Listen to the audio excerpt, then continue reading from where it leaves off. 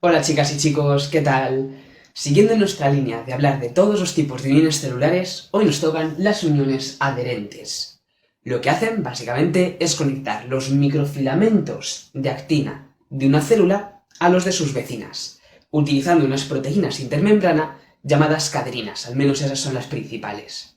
Además, en la célula se organizan formando cinturones de adhesión, como los que veis en este dibujo, con un montón de microfilamentos de actina dando vueltas alrededor de la célula y conectados a complejos de uniones adherentes con muchas de las proteínas que ahora estudiaremos.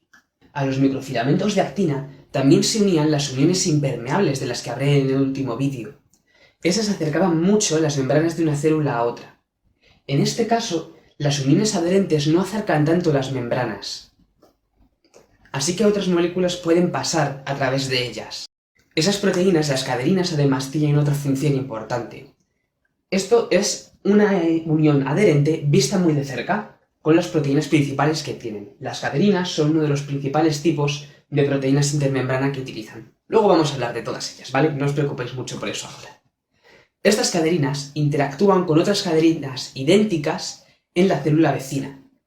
Lo interesante de que sean uniones homotípicas es que cuando ponemos un montón de células de distintos tipos, cada uno expresando un cierto tipo de caderina, por ejemplo, un grupo con caderinas 1, otro con caderinas 2 y otro con caderinas 3, solo por poner un ejemplo, si dejamos pasar suficiente tiempo, a medida que se vayan moviendo, todas las que tengan caderina 1 se unirán a las que tengan otras caderinas 1, pero no a las que tengan cualquiera de los otros dos tipos.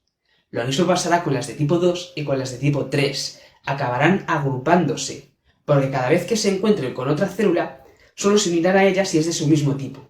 Así que al final todas las de un mismo tipo acabarán unidas. Y ese es un sistema bastante bueno para crear organización entre órganos o en un tejido durante el desarrollo. Y lo veremos más cuando hablemos de biología del desarrollo, por ejemplo. Así que esta es otra función o otra de las formas de las que las uniones adherentes ayudan a las células. Permiten organizarlas dependiendo del tipo de caderinas que tengan. Y finalmente tenemos la función de mecanotransducción.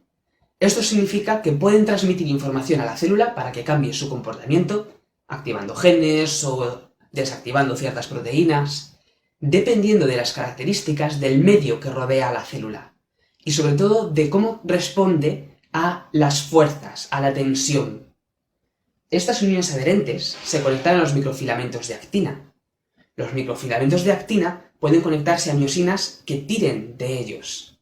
Y cuando tiran de las uniones adherentes, dependiendo de lo resistente que sea a esa fuerza el medio al que están conectados, como la célula a la que están conectadas, las proteínas que tengan se moverán con los microfilamentos, si pueden además tirar de la célula a la que estén conectadas, o se abrirán, se extenderán y expondrán zonas que tuviesen como ocultas en su estructura de la proteína, si la otra célula es rígida y no permite que se tire de ella.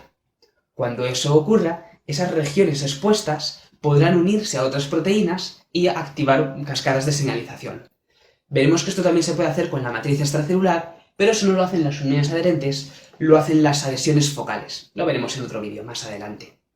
Muy bien, ya tenemos todas las funciones de las uniones adherentes, que por cierto no lo había mencionado, pero en inglés se las llama adherence junction y en latín se las llama célula adherens. También se aplica al conjunto de uniones adherentes alrededor de una célula. Ahora podemos hablar de cómo construir una, de las proteínas que las forman. Lo vamos a ver en varios niveles de complejidad, porque tal vez haya ido demasiado a lo profundo con esta explicación o con cómo he preparado este vídeo y os hable de proteínas de las que a lo mejor ni siquiera se habla en vuestros libros o se mencionan en vuestras clases. Así que os lo daré en varios niveles para que elijáis cuánto queréis aprender vosotros mismos. Vale, aquí tenemos otra membrana. Para que se conecte a la membrana de otra célula necesitamos proteínas intermembrana. La principal en uniones adherentes es la caderina, una caderina de los varios tipos que hay. Esta caderina se conectará a los microfilamentos de actina, pero no lo hace directamente. Ya habréis notado que esto pasa mucho con las uniones intercelulares que conectan el citoesqueleto de una célula con el de otra. Tienen proteínas intermembrana, tienen el citoesqueleto y entre medias adaptadores. En el caso de las uniones adherentes tenemos dos adaptadores principalmente. La beta-catenina se une a la caderina, pero no es capaz de unirse ella misma tampoco a los microfilamentos de actina. La alfa-catenina sí que se une a los microfilamentos de actina, pero no se puede unir directamente a la catenina. Lo que hacen estas dos cateninas, la beta y la alfa, es interactuar una con la otra, y de esa manera se consigue conectar las cateninas a los microfilamentos.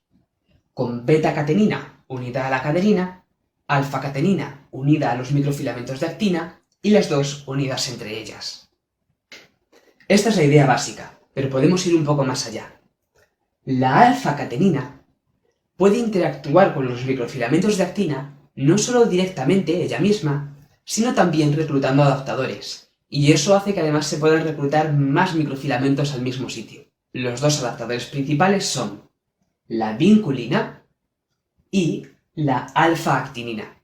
Cuidado, no confundáis alfa-actinina y alfa-catenina.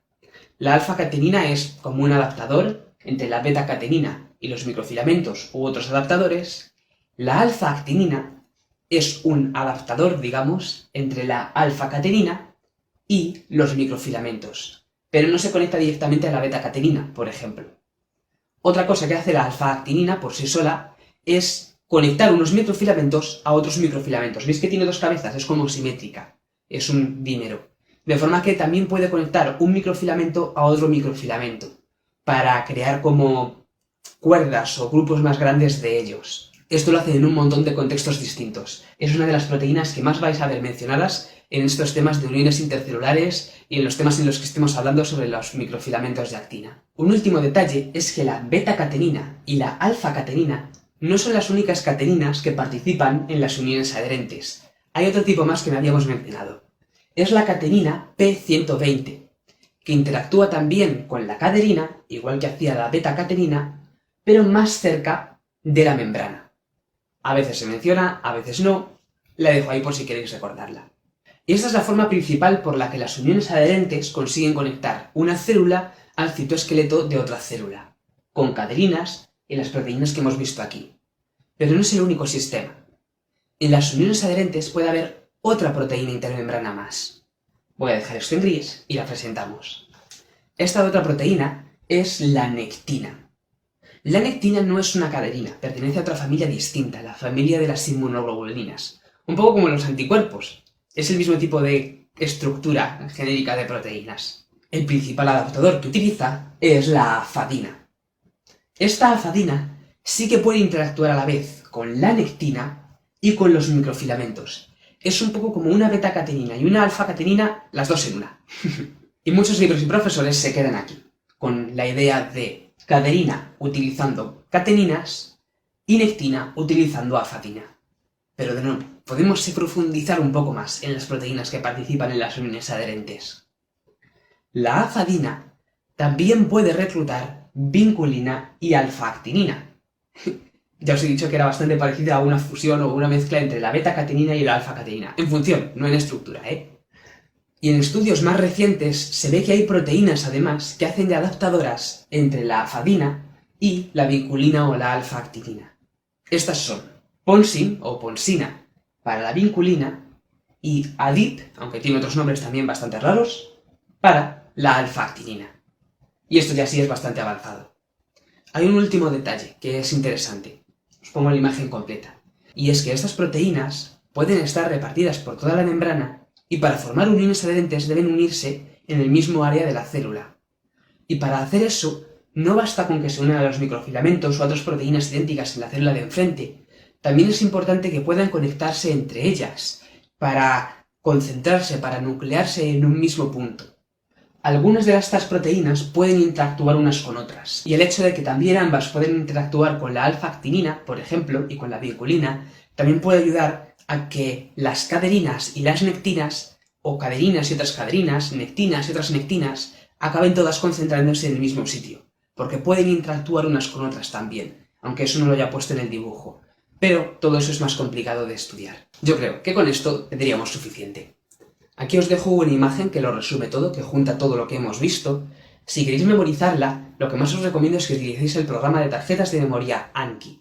Podéis utilizar algún complemento, como Image Occlusion, para tapar los nombres de las proteínas que queréis recordar, o definiciones o funciones. Quiero hacer vídeos sobre Anki explicándoos cómo lo utilizo yo, así que aún no los he hecho, pero cuando los haga pondré un enlace por aquí en la descripción. Siguiendo nuestro viaje de uniones impermeables, luego uniones adherentes, ahora lo que podríais ver es cómo funcionan los desmosomas, que lo que hacen también es conectar caderinas, pero no a los microfilamentos de actina, sino a los filamentos intermedios, que son mucho más fuertes y resistentes y flexibles, y permiten que las células de nuestra piel, por ejemplo, no se nos caigan cuando nos rozamos con algo suavemente o cuando tiramos de ellas. Son súper importantes. Pues de ellos hablaremos en el próximo vídeo. Nos vemos.